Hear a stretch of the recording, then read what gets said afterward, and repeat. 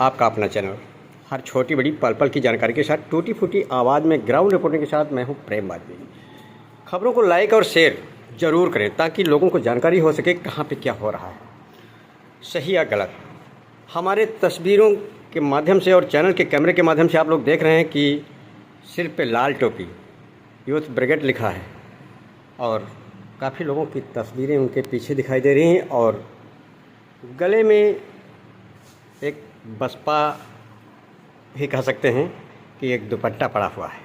अभी तक हरी और लाल दुपट्टा पड़ता था, लेकिन आज जो देखने को मिला, जो लोगों की जुबानी चर्चा का विषय बना कि आज सपा बसपा में होती नज़र आ रही है। तस्वीरों में हम दिखाएंगे भी, क्योंकि वोट एक ऐसी चीज़ है, राजनीति एक ऐसी चीज़ है, मैं नहीं कहता, लोगों की जुबानी चर्चाओं में बातें आ रही हैं। किस हद तक आदमी गुजर जाए कुछ पता नहीं।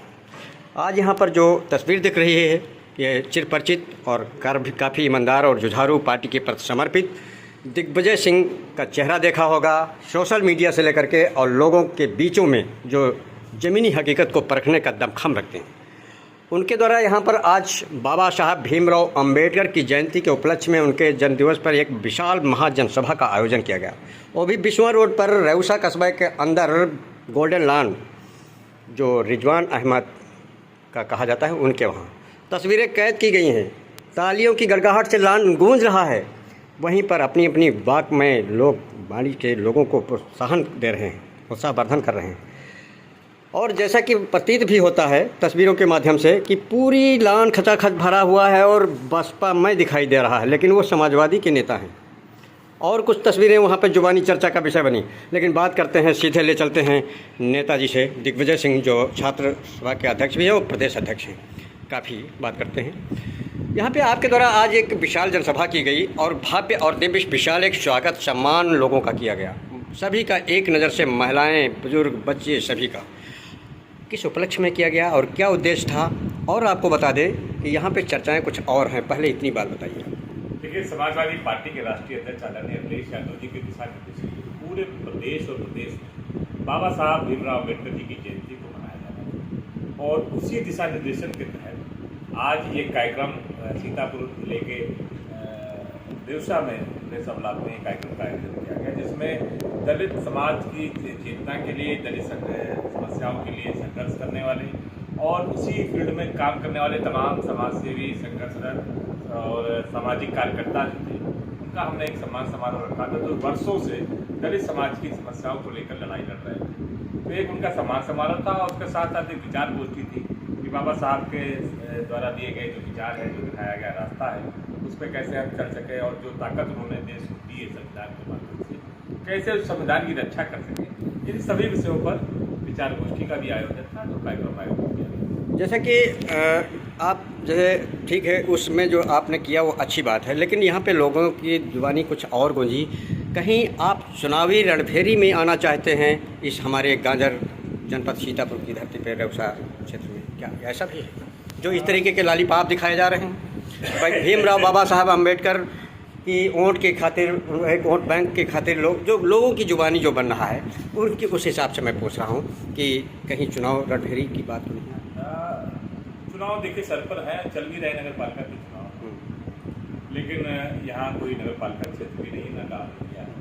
लेकिन आगामी 2024 की तैयारी लोकसभा चुनाव है, मैं स्वीकार करता हूँ, लेकिन हमारा नीला गमछा पहनना, बाबा साहब की जयंती मनाना किसी चुनावी परिप्रेक्ष्य में नहीं। मैं आपको याद दिला दूँ, आज से 2 साल पहले, 2 या 3 साल पहले, जब एक दलित बेटी का बलात्कार हाथरस में होता है, उसे रात के 2 बजे जिंदा जला दिया जाता है और वो माँ जो 9 महीने कोख में जिस बेटी को रखती है, जो बाप अपने कंधे पर बैठा के खिलाता है, जिस भाई की कलाई पर बहन राखी बांधती है, उस दलित की बेटी को रात के 2 बजे टायर और मिट्टी का तेल डाल के जला दिया जाता है। और भारतीय जनता पार्टी की सरकार और उसकी पुलिस उसके माँ बाप, उसके भाई को उसका चेहरा तक नहीं दिखाती है।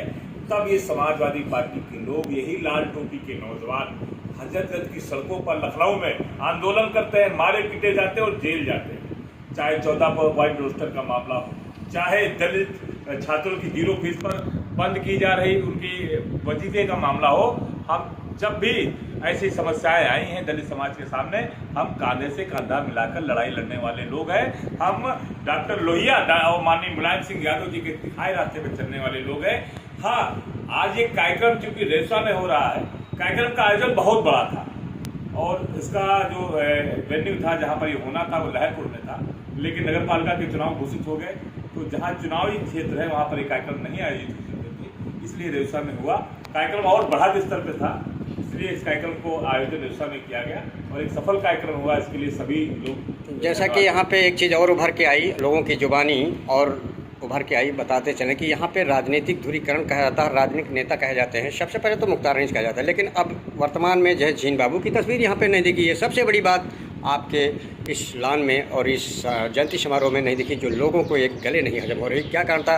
या अच्छी बात है, अगर आप लोग बैकग्राउंड को फिर से देखिएगा, उसमें जो फोटो लगी थी, एक नेताजी की, एक माननीय अखिलेश यादव की, उसके अलावा 5 फोटो लगी थी, जनेश्वर मिश्रा जी की, मुख्तार अनीस की, हरगोविंद जी की और महेंद्र वर्मा जी की, और हाँ, ये 5 तस्वीरें लगी हुई थी। ये 5 तस्वीरें दिवंगत नेताओं, जैसे कि रामपाल दिखे, वो तस्वीरें तो अलग हो गई, पोस्टर अलग हो गया, लेकिन जैसे कि रामपाल दिखे, पूर्व विधायक थे, लेकिन हमारे यहाँ के झीन बाबू जो लोगों की जुबानी बना वो नहीं दिखे। राजनीतिक ध्रुवीकरण कहे जाते हैं क्षेत्र के, और उनकी नौपद्धति होना एक बड़ी बात। बाबू जी को मैंने फोन किया था, वो अस्वस्थ चल रहे हैं, अपना इलाज करा रहे हैं। मेरी बात हुई थी उनसे, 2 बार बात हुई थी, उन्होंने असमर्थता जाहिर की थी कि चूंकि मेरी तबीयत। तो इस बात को मीटिंग में आप जनसभा में नहीं उठाई? नहीं, ऐसी बैठक, क्योंकि आप एक चीज समझिए, ये पॉलिटिकल बैठक नहीं, कोई राजनीतिक बैठक नहीं थी। समाजवादी पार्टी के राष्ट्रीय अध्यक्ष आदरणीय अखिलेश यादव जी के दिशा निर्देशन में तो कार्यक्रम हो रहा था जी, लेकिन किसी की अनुपस्थिति और उपस्थिति कोई कारण नहीं था। और क्योंकि सबसे बाद मैंने सबसे प्रयास किया था, आज का दिन ऐसा है कि सभी क्षेत्रों में लगातार कार्यक्रम, पवन सिंह तो आ सकते थे, कोई भी तो आ सकता था, हो सकता। देखिए, ऐसा पूरे क्षेत्रों में कार्यक्रम हो सकता, कोई व्यवस्था नहीं हो, ये कोई विषय का मतलब कोई बहस का मुद्दा नहीं है। आना ना आना या ये तो समस्या, लेकिन बहुत सारे उनके साथी लोग, बहुत सारे उनके साथ रहने वाले लोग, बहुत सारे पदाधिकारी भी, समाजवादी पार्टी के विधानसभा अध्यक्ष भी, बहुत सारे लोग मौजूद थे। आज का दिन बहुत बड़ा दिन है और बहुत बड़े स्तर पर कार्यक्रम होते हैं, इसलिए हो सकता हूँ यही कार्यक्रम है। जैसा कि बाबा साहब जयंती का समारोह करना, जन्मदिवस मनाना, ये आपके द्वारा यहाँ पे एक लोगों की जुबानी एक ऐतिहासिक कार्यक्रम बना, ये बात सही है, लेकिन उसका नज़रिया और गणित दूसरी लगा रहे हैं। कहीं आप चुनावी रणभेरी में इधर आना चाहते हैं क्या? ऐसा भी है? अगर पार्टी टिकट देती है तो क्या लड़ेंगे आप? हाँ बिल्कुल, समाजवादी पार्टी में मुझे काम करते 22 साल हो गया है और 8 साल प्रदेश अध्यक्ष रहा हूँ समाजवादी विधानसभा। 2 बार बना भी हूँ, दूसरी बार जब बना तो जेल में था, तमाम मुकदमे हैं, कई बार जेल गया हूँ, आपके रेसा से भी जेल गया हूँ कल किसान आंदोलन में, इसमें झीन बाबू जी मेरे साथ जेल में थे, रिजवान जी भी यहाँ यहीं के निवासी से, और हमारे उसके विधानसभा जिलाध्यक्ष जी हैं, वो भी हमारे साथ जेल में रहे।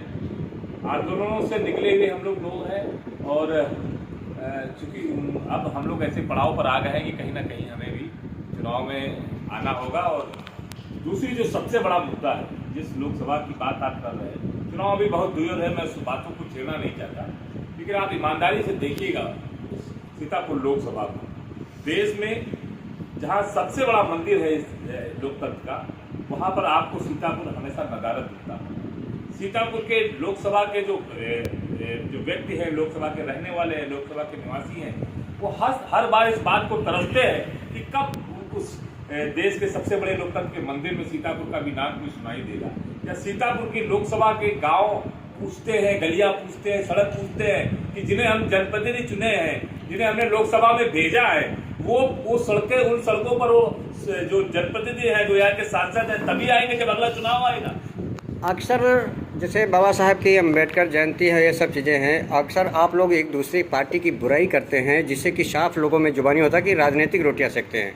ऐसा क्या है जो एक दूसरे की बुराई करके और फिर वोट बैंक करते हैं, ये क्या है?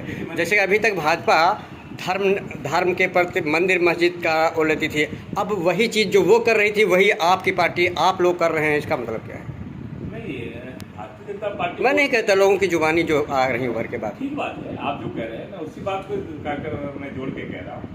भारतीय जनता पार्टी कब दलित की स्थिति होगी, जिसने 0 फीस का एडमिशन खत्म कर दिया और गरीब दलित पिछड़े का बेटा, दलित का बेटा, वो तो जगह जगह पर जयंती और हर चीज मनाती है। आने वाले बच्चे आज डॉक्टर इंजीनियर नहीं बन सकते, क्योंकि जो पैसा सरकार भरती थी वो पैसा अब सरकार नहीं भर रही है। यानी मजदूरी करने वाला, ठेला लगाने वाला, खुंचा लगाने वाले का, दलित का बेटा अब डॉक्टर इंजीनियर नहीं बनेगा क्योंकि उसकी जीरो फीस का एडमिशन बंद कर दिया गया, नौकरियों में उसका रिजर्वेशन खा लिया गया, उन नौकरियों का निजीकरण कर दिया गया कि रिजर्वेशन ना देना पड़े।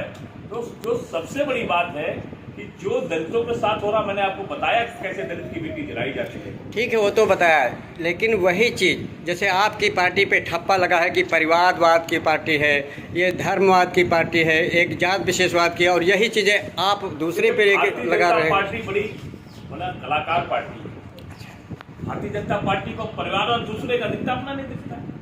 फिर राजनाथ सिंह के बेटे कहाँ हैं और उनके दूसरे बेटे कहाँ हैं? वसुंधरा राजे सिंधिया कौन है? शहनवाज हुसैन कौन है? मैं कहना नहीं चाहता, अब बहुत सारी बातें निकल कर आएंगी। कहाँ परिवारवाद आप अच्छा समझते हैं। दूसरी बात जो आपने कहा कि भारतीय जनता पार्टी आज सर से लेकर पांव तक भ्रष्टाचार में डूबी है। जिस रेवसा में हम हैं, क्या कम भ्रष्टाचार है? आप बताइए। तो उसकी अगुवाई में आप विपक्ष के नेता हैं, उसका खुलासा क्यों नहीं करते? आप अगुवाई क्यों नहीं करते? खुल के कहते। और मैं कह रहा हूँ बड़े आंदोलन होंगे, बड़े आंदोलन तैयार रहे जनता। नगर पालिका का चुनाव है, तैयार रहे। एक ही सड़क गांव की जिला पंचायत में दर्ज है, ग्राम सभाओं में दर्ज है और विधायक निधि में दर्ज है, सांसदीय निधि, एक ही सड़क तमाम निधियों से एक सड़क बनाई जाती है। उसका फाका आप खोलिए। और प्रधानों को परेशान किया जा रहा है, उनको मुकदमा लिखा जा रहा है और उनको डराया जा रहा है, तुम्हारी चिट्ठा खोल देंगे, पैसा वसूला जा रहा है। तो आप विपक्ष के नेता हैं, आप उनका साथ दीजिए। अगर ऐसा होता तो सत्ता से, केंद्र से और यूपी तक अगर भ्रष्टाचार के अखंड में डूबी होती या कुछ होता तो फिर दोनों जगह कैसे काबिज हो गई? देश की जनता बहुत भोली वाली जनता, बड़ी सीधी जनता, भगवान में विश्वास करने वाली जनता। ये भावनाओं को बेचने वाले लोग हैं। मैं तो कह रहा हूँ ना, यही तो समझने की बात है। जिन्होंने भावनाओं को बेचा, जिन्होंने भगवान को बेचा, लेकिन भावनाओं भगवान को बेचने वाले वही तो बात मैं कर रहा हूँ दिग्विजय सिंह जी कि जो पार्टी भाजपा कर रही थी वही नीतियों को अब उन्हीं चिन्हों पर जो है आपकी पार्टी भी अपना रही है आगे जाने के लिए। बाबा साहब का जन्मदिन हमने सदैव मनाया। कब बाबा साहब हमारे संदर्भ से बाहर थे? बाबा साहब जो बात करते थे कब हमारी किताबों से बाहर थे? हमारा जो समाजवादी पार्टी का गीत है उसमें बाबा साहब का जिक्र है।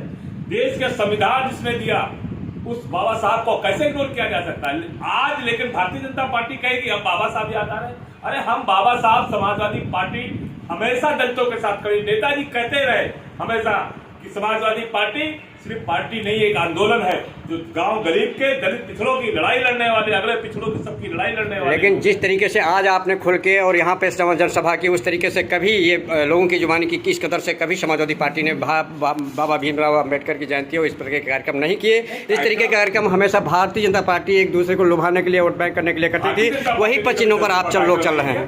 भारतीय जनता पार्टी ने कभी दलितों का कार्यक्रम नहीं किया। भारतीय जनता पार्टी के लोगों ने तो अरे इस देश में एक जाति को इसलिए मारा पीटा गया है कि वो घोड़े पर ना बैठे। इस देश में इस जाति के दलितों को इसलिए मारा गया कि पढ़े लिखे ना, इनको पढ़ने का अधिकार नहीं दिया गया, इनको साथ खाने का अधिकार नहीं दिया गया, इनको साथ एक बर्तन में खाने पीने का अधिकार नहीं दिया गया। इसकी लड़ाई है समाजवादियों ने शुरू से लड़ी हो। भगत सिंह से लेकर माननीय मुलायम सिंह यादव ने, जितने समाजवादी विचारधारा पे चलने वाले लोग हमेशा सत्ता और समानता की बात की और लड़ाई की बात की। दिग्विजय सिंह जी, एक बात और जानना चाहेंगे कि जैसे लोग पार्टी नेता लोग बदल लेते हैं कपड़े की तरह से, आज इधर गए उधर गए, जैसा कि एक उदाहरण आपने भी देखे, जैसे रामपाल जी अभी चले गए थे दूसरी पार्टी में और उसके बाद फिर वापस आ गए घर में। इस पर आप क्या कहेंगे? जो इधर उधर के बने रहते हैं लोग, खाली करेंगे। ऐसा है, दिग्विजय सिंह की देव की बात दिग्विजय सिंह देव जाने, रामपाल जी की बात रामपाल जी जाने। मैं अपनी बात करता हूँ। 22 साल से समाजवादी पार्टी में हूँ और आजीवन इसी पार्टी में रहूंगा। और आपसे कह रहा हूँ, आज ऑन माइक कह रहा हूँ, हमने समाजवादी पार्टी के हर छोटे बड़े पद पर काम किया है, प्रदेश अध्यक्ष भी रहे हैं। एक मजदूर परिवार से निकल कर आने वाले बेटे को जो सम्मान समाजवादी पार्टी ने आदरणीय स्वर्गीय मुलायम सिंह यादव जी ने दिया, माननीय अखिलेश यादव जी ने दिया, शायद ये सम्मान देश के और दूसरे राजनीतिक दल नहीं दे सकते। और मैं आपसे ईमानदारी से कह रहा हूं, ये लाल टोपी हमारे सर से तभी उतरेगी जब हम सैया पर जाएंगे। बहुत बड़ी बात कह दी दिग्विजय सिंह ने, जो नेताओं पे इधर उधर पार्टी बदलते थे कपड़े की तरह, वो उस बात पे बहुत बड़ी बात कही। लेकिन ये एक बात और अभी आपने कही कि माँ बेटियों की इज्जत हाथरस वाली कहानी सुनाई, और इसी परिपेक्ष में जब आपकी पार्टी सत्ता में थी तो लोग गुंडे सड़क पर घूमते थे, माफिया कहे जाते थे, माँ बहनों की इज्जत लूट ली जाती थी, ऐसा नज़ारा आ रहा था, थाने में लिखी नहीं जाती थी, रिपोर्ट सुनी नहीं जाती थी। आज उन्हीं महिलाओं का आप लोग, आपकी पार्टी सम्मान कर रही है, क्या इसका देखिए, भारतीय जनता पार्टी के बहकावे में मत आइए। मैं बहकाव नहीं, ये लोगों की जुबानी कर रहा हूँ। भारतीय जनता पार्टी परसेप्शन की लड़ाई करती है। समस्या इस बात की है कि उसका बड़ा कब्जा है, आंखों पर कब्जा है, कानों पर कब्जा है। आंखों और कानों पर कब्जा करने वाली पार्टी है। आज आप पेपर उठा के देख लीजिए, बड़ी बात बताई भाजपा को कब्जा करने की बात है। पहले पन्ने पर, मैं गलत कह रहा हूँ, आप न्यूज़पेपर मंगाइए और पहला पन्ना देखिए, मोदी जी की बहुत बड़ी तस्वीर दिखाई देगी, ये आंखों पर कब्जा है। आप टीवी खोलिए, तुरंत पीछे से आवाज आएगी समाजवादी, उसकी भारतीय जनता पार्टी के सरकार की और देश के प्रधानमंत्री की, ये कानों पर कब्जा है। मीडिया प्रिंट की बात की, चैनल की बात की, तो फिर ये सत्ता में इस कदर से दोबारा कैसे काबिज होगी दो जगह पर? देखिए, अगर ये ना, इस देश की जनता बहुत भोली वाली जनता है। यहाँ पंख नोच कर दाना डाला जा रहा है। अगर खराब होती, उसकी नीतियां खराब होती, कार्यशैली खराब होती, तो फिर दो जगह दो बार क्यों हो गई? 2022 के चुनाव में सिर्फ 5 लाख वोटों का अंतर था और भारतीय जनता पार्टी ने तमाम जगह, तमाम सीटों पर बेईमानी करने का प्रयास किया, पूरे सत्ता का दुरुपयोग किया। आप बताओ, आप तो ईमानदारी से बताना, इसी 2022 के चुनाव में बताओ प्रधानों को धमकी दी गई कि नहीं दी गई? ये तो आपकी सरकार में भी उंगलियां उठ रही थी। और सुनिए, कौन से समाज के, आज मुसलमानों की कोई बात नहीं करना डर के मारे, और बताइए तमाम इसी रेशा के तमाम मुसलमान प्रधानों को बताओ जेल भेजने का काम किया गया कि नहीं किया गया? निर्दोष लोगों को जेल भेजने का काम किया जा रहा है, डराने का, धमकाने का, जात के नाम पर, धर्म के नाम पर, अगले पिछड़े के नाम पर डराया धमकाया जा रहा है। ये डरने की बहुत दिन की राजनीति नहीं हो सकती। ये तो उंगलियां आपकी सरकार में भी आप लोगों पे उठ रही थी। हम कह रहे ना, हमारी सरकार में जो होता था, पूछ के आना, मैं नाम नहीं लूंगा। भाजपा आरोप लगाती है, पार्टी विपक्ष आरोप लगाती, खुले माफिया भूमाफिया माँ बहनों की इज्जत लूट लेते थे, खड़े निकलना तो बर्था शाम के लोग। आप पत्रकार ईमानदारी बताइए, जमीनों पर कब्जा नहीं हो रहा क्या? आपकी सरकार में भी तो ये हो रहा था, जैसा कि लोग बता रहे हैं, और इसमें भी बता रहे हैं। कब्जा हो रहा है कि नहीं हो रहा है? ईमानदारी से बताइएगा, आप पत्रकार हैं। मैं कहता हूँ आप कह रहे हैं, आप विपक्ष के नेता हैं, आप सब कुछ कर सकते हैं। मेरा ये उद्देश्य नहीं कि मैं क्या करता हूँ, आप जो एक दूसरे पे आरोप प्रत्यारोप लगा रहे हैं, वो भी लगा रहे हैं, इस बात पे मैं कह रहा हूँ। तो आईना तो आप मैं दिखाता ही हूँ। डेमोक्रेसी है, आप आईना है, आपको आईना दिखाना पड़ेगा लोगों को।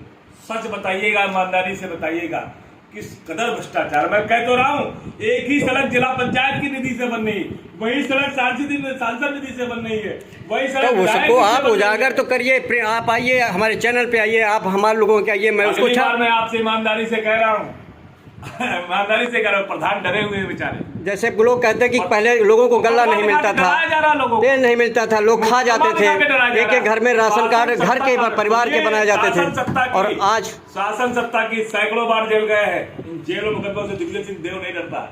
इनको लिखाना होगा, फिर से लिखा देगा। लेकिन अगली बार आपके साथ अगर बैठूंगा तो पूरे साज के साथ बैठूंगा कि किस तरह से भ्रष्टाचार हो रहा है, और जहां बताइएगा वहां का भ्रष्टाचार। ठीक बात है। और ये पूछ लीजिए, मैं नहीं कह रहा, आप पूछ लीजिए अधिकारियों से, अधिकारी दबे कान में बताएंगे आपको कि कितने पैसे उनसे मांगे जा रहे हैं मेहनवानी के नाम पर।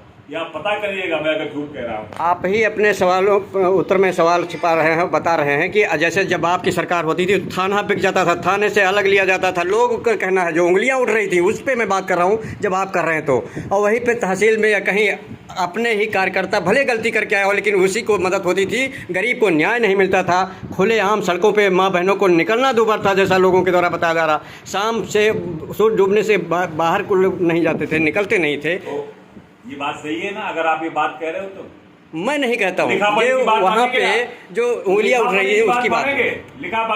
आप उस काला चिट्ठा उजागर करिए, आप विपक्ष के नेता हैं। सर मैं कह तो रहा हूँ, एनसीआरबी की रिपोर्ट मैं अगली बार के आऊंगा लेकर, तो एनसीआरबी की रिपोर्ट लेकर गलत है तो नंगा करिए। मैं पिछले 5 साल में कितने मुकदमे लिखे गए, मैं उसकी रिपोर्ट लेकर आऊंगा अगली बार, आप बताइएगा कितने मुकदमे लिखे गए, इसकी रिपोर्ट लेके आऊंगा। बहुत बहुत धन्यवाद दिग्विजय सिंह। सीतापुर में आप भूल गए क्या, व्यापारी को मारा गया, घर में नहीं मारा गया? आप बताओ किस तरह से मार दिया गया सीतापुर के? जैसे सबसे ज्यादा जैसे आप ही की पार्टी में भू माफिया और गुंडा लोग बताए जा रहे हैं, आज भी वो मतलब जो है ये भारतीय जनता पार्टी के प्रभाव से थोड़ा दूर रही है। ये बीजेपी मैं प्रभाव में किसी के नहीं रहता हूँ। ये जो आप बता रहे हैं जो उंगलियां एक दूसरे पे, इसके बाद बेटा कम कर दीजिए, बहुत डरपोक लोग हैं। मैं नहीं बैठता उठता। नहीं खड़े होंगे आप, खड़े समाजवादी ही होंगे आपके साथ। बात आपकी सही है, ठीक है। मैं किसी पार्टी बेस का व्यक्तिगत काम नहीं करना, मैं कोई किसी व्यक्तिगत हूँ। मैं जो बात है मैं वो कर रहा हूँ, ठीक है। जो आपने उंगली उठाई और जो चीज़ पहले वर्तमान में सरकार कर रही वही नीतियों को आप लोग उन्हीं पर चिन्हों पे चलना और अपना रहे हैं, इस बेस पे मैंने कहा। मैं कह रहा हूँ भाजपा वालों साथ मत देखिए, मैं कतई नहीं बैठता हूँ। ये आप समाजवादी के हैं तो क्या आपके साथ बैठने से हम समाजवादी हो जाएंगे? या उसके साथ कवरेज है तो मैं जाऊँगा, बोले में वो सवाल जवाब तो होगा ही। रुमाल डालकर कबूतर निकालते हैं, इनके चक्कर में बहुत बड़ी बात कह दी भारतीय जनता पार्टी वर्तमान में कि कबूतर रुमाल डाल के कबूतर निकालते हैं। बहुत बहुत धन्यवाद। हमारे चैनल के साथ दिग्विजय सिंह उपस्थित हुए और जानकारी दी, बड़ी जानकारी दी और बहुत अच्छी अच्छी बातें बताई और एक दूसरे के ऊपर आरोप प्रत्यारोप लगाए। लेकिन जो जुबानी बना, जो इस तरीके के कार्यक्रम यहाँ पे देखे गए आपके द्वारा, भव्य और दिव्य सुंदर विशाल, तो ये और झिनबाबू विधायक वर्तमान का यहाँ उपस्थित न होना और कई लोगों के सवालिया निशान। अच्छा गीत भी गाया और गला भी बहुत अच्छा है, बहुत शानदार। नौजवान को बधाई।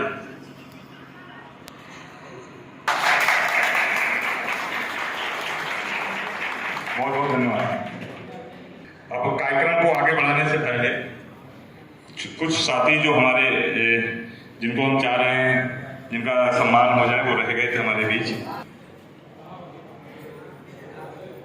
ये पूरी नौजवान साथी की टीम इनके साथ आई है। मैं अपने साथी से कहूंगा चिन्ह वगैरह देने की कृपा करें।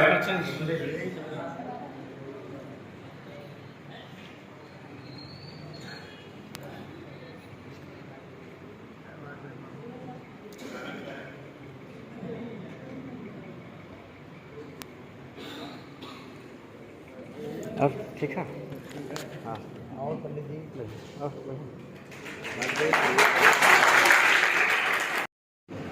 आगे का कार्यक्रम जारी रहे। मैं संचालक महोदय को, बहन को दे रहा हूं। अभी हमारे बीच प्रेम सागर मौर्य जी के बेटे अनूप मौर्य जी भी आ गए हैं। आप भी उनका भी जोरदार तालियों से स्वागत करें। कार्यक्रम को आगे बढ़ाते हुए हमारे बीच उपस्थित सुनीला रावत जी से बाबा साहब के जन्मदिन के अवसर पर साथियों, इतना था कि हम लोगों को शिक्षा नहीं स्कूलों में मिल सकती थी। हम लोगों को जो है ऐसे लोगों के मोहल्ले से, बस्ती से निकलना मुश्किल था, लेकिन बाबा साहब ने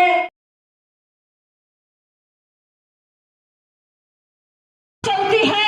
हम आज आपसे कहना चाहते हैं कि वो संविधान आज हमारे खतरे में है। संविधान हमारा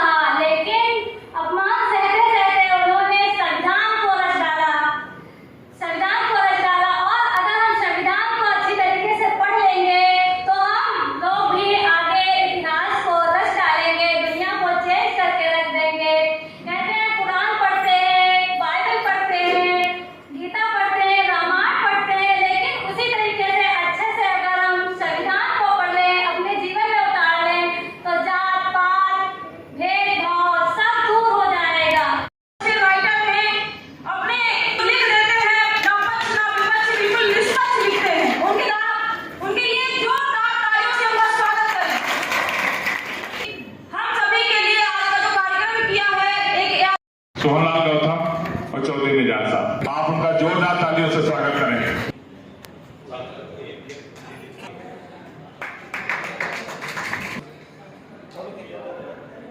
एक लोग हो जाएगा।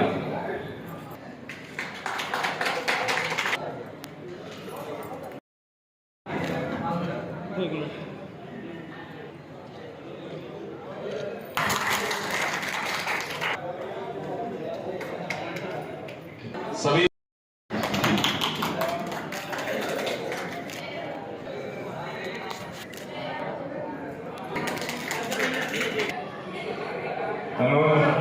दलित विमर्श और दलित चिंतन की एक बहुत बड़ी आवाज, जिन्होंने दिशा देने का काम किया, चाहे वो लेखन के माध्यम से हो, चाहे वो संघर्ष के माध्यम से हो, और चाहे अपनी आवाज के माध्यम से हो। मेरे बड़े भाई आदरणीय डॉक्टर ब्रज बिहारी जी, एक ऐसा व्यक्तित्व, एक ऐसा नाम कि जिसको हम लोग बचपन से सुनते रहे, और मुझे तो 80 के दशक में लिए समर्पित हो। सवाल ये नहीं है कि हम किस जगह पर हैं, हम जिस व्यवस्था में जी रहे हैं, हम अगर किसानी कर रहे हैं, हम अगर पत्रकार हैं, हम अगर व्यवसाय में हैं, हम अगर नौकरियों में हैं, तो जहाँ कहीं भी है वहाँ पर हमको ये महसूस करना चाहिए कि अगर हमें बोलने की आज़ादी मिली है, अगर हमें काम करने के अवसर मिले हैं, काम करने की आज़ादी मिली है, इस देश में सुकून से रहने का हमें अधिकार मिला है, तो हमें बाबा साहेब की देन है।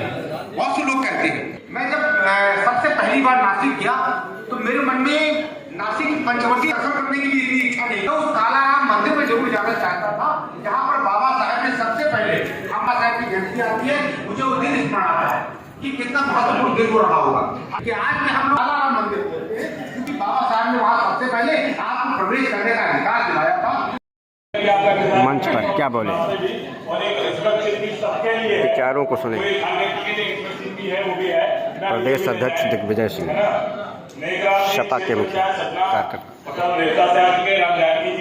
क्योंकि आप पूरे जिले, पूरे देश में, जहाँ हमारे समाजवादी पार्टी के राष्ट्रीय अध्यक्ष आदरणीय अखिलेश यादव जी, बाबा साहब, वहीं पूरी समाजवादी पार्टी पूरे देश और प्रदेश में कार्यक्रम कर रही है।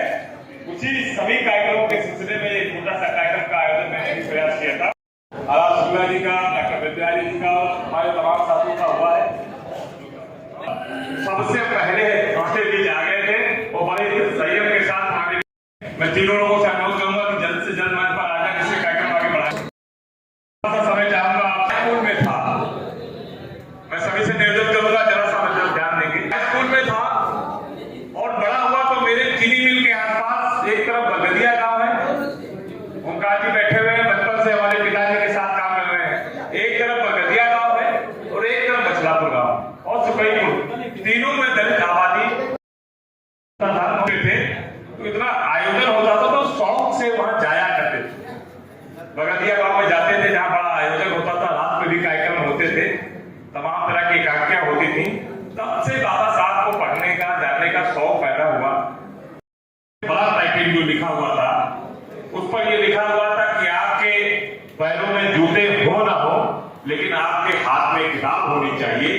वो सिर्फ 2 लाइनें ने इतना ज्यादा प्रभावित किया कि मैंने पूरा प्रयास किया कि बड़े कुछ जाने, क्योंकि इतने बड़े नाम जहां मौजूद हों उन पर, उनके आगे मुझे बोलने तो स्वागत करें, क्योंकि आप ज्यादातर कार्यक्रमों में लोगों की व्यवस्था है, इसके वजह से भी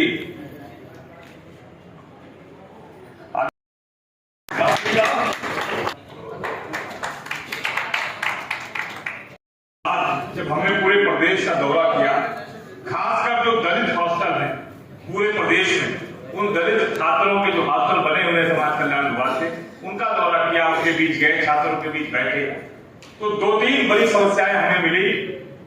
सबसे बड़ी समस्या दलित समाज में नौजवानों के साथ ये है कि जो 0 फीस पे उनका एडमिशन होता था, वो अधिकार आज की डेट में उनसे छीन लिया गया है। हम जिस समय दौरा कर रहे थे उस समय उनको मिलने वाला वजीफा धीरे धीरे कम होता जा रहा है, लेकिन जब 0 फीस पर उनका एडमिशन खत्म कर दिया गया, तब हम लोगों ने लखनऊ की सड़कों पर बड़ा आंदोलन किया। डॉक्टर साहब, हम लोगों को लाठियां पड़ी, हम लोग 19 दिन जेल रहे और जेल से छूट के आने के 3 दिन बाद ही हमने 13 पॉइंट रोस्टर का भी विरोध किया और उसका हजरत चौराहे पर उसका आंदोलन किया, लाठियां गई और फिर पूरा जेल गए। ये साहब के चरित्र से सीखा है। सिर्फ बाबा साहब, दुख इस बात का है कि आज ऐसे महान विभूतियों को, ऐसे नेताओं को जिन्होंने उन्होंने सिर्फ समाज में ऐसे तबकों को जो कमजोर झोपड़ी वाले, कच्चे मकानों वाले और कमजोर दरवाजे वाले घरों से निकल कर आते थे, उन्होंने अपनी मेहनत से, अपने लगन से, अपनी लाई से जो सम्मान दिलाया है, वो सम्मान शायद ही पूरी दुनिया के इतिहास में कम ऐसे लोग हैं जिसने अपने समाज को इतना आगे बढ़ाने का काम किया। उससे जो सबसे दूसरी बड़ी बात है, दूसरी सबसे बड़ी बात जो महिलाओं के काम के लिए, उनके लड़ाई के लिए, उनके सम्मान के लिए लड़ाई लड़ी, वो भी बाबा साहब का बहुत बड़ा काम है। इससे पहले नहीं मारने का प्रयास हुआ था, इससे पहले नहीं छीनने का प्रयास हुआ था। जिस तरह से सरकारी नौकरियों में निजीकरण को बढ़ावा, याद रखिए, अगर आप 2 लोग मिलेंगे तो मीटिंग हो जाएगी, 4 लोग बैठ जाएंगे तो जनसभा हो जाएगी, अगर उससे ज्यादा हो जाएंगे तो महासभा हो जाएगी। आप लड़ाई शुरू करिए, संख्या की परवाह न करिए। जिस तरह के आदर्श काशीराम जी ने हम लोगों को दिए, ये हम लोगों को जानने और समझने की जरूरत है। ऐसे लोग, ऐसे विचार, उनको एक जात में बांधने से हमारे देश का नुकसान हो रहा है। जो हमें उनसे सीखना चाहिए था, जो उनसे हमें जानना चाहिए था, जो उनसे हमें ग्रहण करना चाहिए था, सिर्फ जागरूकता के कारण हम कहीं ना कहीं हमारे देश में एक बड़ा नुकसान हुआ है। आप सभी हमसे जयंती पर समारोह हो रहा है, इसके संयोजक हमारे छोटे भाई श्री संजय सिंह देव, जो बहुत कर्मठ और बहुत ही संघर्षशील नौजवान है। मैं सबसे पहले उनको बधाई देता हूँ कि ये इन्होंने इतना बड़ा समारोह आयोजित किया, इसके मैं इनको बहुत बहुत बधाई देता हूँ। मंच पर आसीन अभी ये आए विधायक जी श्री रामपाल यादव जी, और विधायक महेश प्रसाद राजवंशी जी, डॉक्टर प्रत्याहारी जी, श्रीमती सुनीता बजा दीजिए, जिससे ये लगे कि कुछ कार्यक्रम होता है। जयंती के अवसर पर क्रम में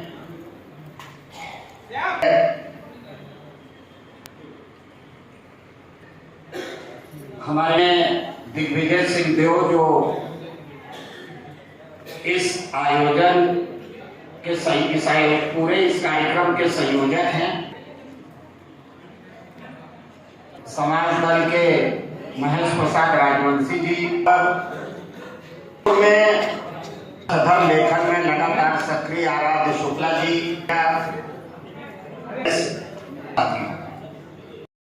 कविता से थोड़ा बाहर ही रखा गया है, और जिसकी तरफ अभी दिग्विजय जी अपनी बात में रख भी रहे थे, तो मुझे लग रहा है कि थोड़ा बातचीत को सुना जाए तो वो ठीक रहेगा।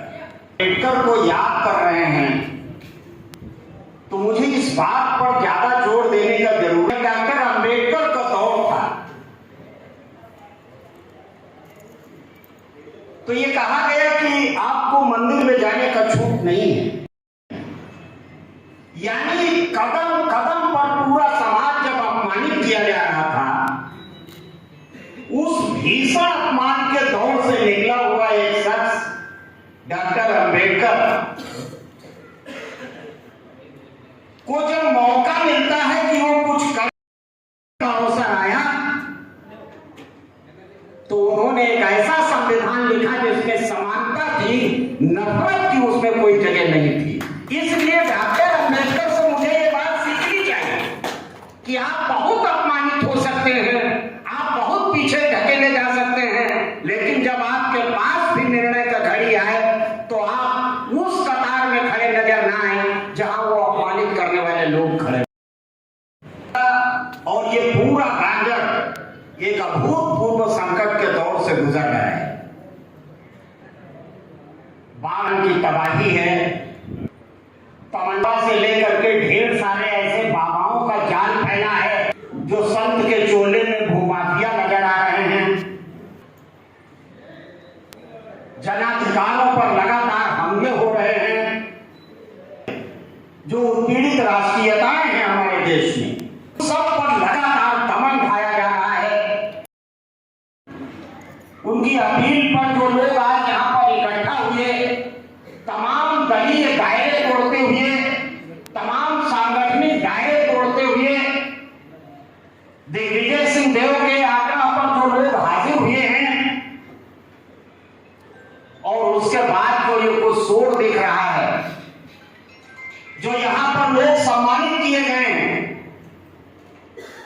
वो कोई सामान्य नागरिक नहीं है, अपने अपने क्षेत्रों में विशिष्ट काम करने वाले लोग हैं। इस तबाही के खिलाफ आवाज बुलंद करने के लिए आपको तैयार, इस बात पर हम लोगों को जोर देने की जरूरत है, क्योंकि ये गाजर वो गाजर है। हमको तो इधर के दिनों में गाजर, मैं जब भी आता हूं तो मुझे एक चीज याद आती है कि शोर यूं ही न परिंदों ने मचाया होगा, शोर यूं ही न परिंदों ने मचाया होगा, कोई जंगल की तरफ से गाजर आया होगा। तो मुझे काम किया है, जातिवाद को बढ़ाने का काम किया है, और अगर उसके खिलाफ कोई आवाज उठाता है तो उसे बर्बाद करने की बातें की जाती है। जब ये धरती किसकी है? 1857 के अमर शहीद बलभद्र ने अपना खून बहाया। ये वो धरती उन बंदे हसन की है जिन्होंने तंबोर के अंदर आजादी की हालत जगा करके इतना बड़ा आंदोलन खड़ा किया कि अंग्रेजों को उनका सर काट करके बरगद के पेड़ से आरोप भर रहा है कि जो इनके खून के छींटे इस गाजर में हैं, वो बार बार हमको इस बात की आवाज दे रहे हैं कि उठो और उन ताकतों को इस गाजर से खदेड़ने का काम करो जो गाजर की साथी शहादत और साथी विरासत को लौट, जो ये कोशिश कर रहा है कि कैसे बलभद्र सिंह की विरासत को आगे बढ़ाया जाए, कैसे मदारी फांसी की विरासत को आगे बढ़ाया जाए, कैसे बेगम हजरत महल की विरासत, जवाहर की विरासत आएगी, सावरकर की विरासत आएगी, गुलामों के गुलामी के प्रति 4 जून को आराध्य जी कह रहे हैं कि उनकी जयंती मनाई जाए, और मुझे लग रहा है कि एक बड़ा अवसर है। जून हमारे सामने ही है, बहुत ज्यादा वक्त नहीं है, इसलिए उस दिशा में दिग्विजय भाई को बढ़ना चाहिए। हम अपनी तरफ से जितने हमारे साथी हैं इस पूरे इलाके के हैं, क्योंकि दिग्विजय भद्र सिंह की विरासत को आगे बढ़ाकर के विकास को कोई रोक नहीं सकता है। गाजर में बदलाव की एक नहीं है, गाजर को केवल गांधी नहीं चाहिए तो चाहिए, लेकिन गाजर को एक बलभद्र सिंह भी चाहिए, गाजर को एक बेगम हजरत महल भी चाहिए। और इस गहरे संकट के बीच में दिग्विजय सिंह देव जैसे लोगों को अपनी जमीन तलाशनी चाहिए, सुनीला रावत को अपना जमीन तलाशना चाहिए, किसानों को अपना जमीन तलाशना चाहिए, रावत जैसे लोगों को अपना जमीन तलाशना चाहिए। मैं लंबे समय का पढ़ना बहुत हो गया, हमको सीधे और राजनीति के क्षेत्र में आना चाहिए और इस इलाके के अंदर एक बड़े बदलाव की पटकथा दिखनी चाहिए।